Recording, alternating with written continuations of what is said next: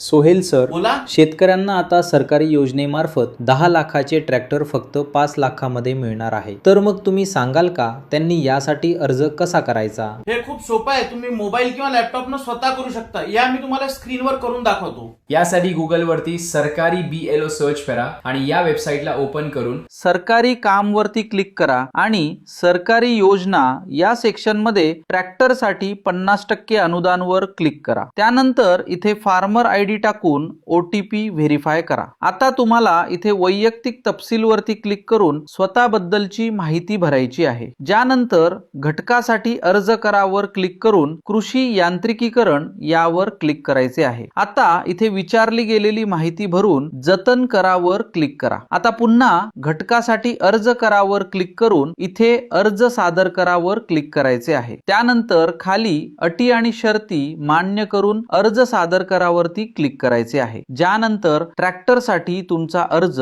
होऊन जाईल. हा व्हिडिओ खूप कामाचा आहे म्हणून आपल्या सर्व शेतकरी मित्रांसोबत नक्की शेअर करा.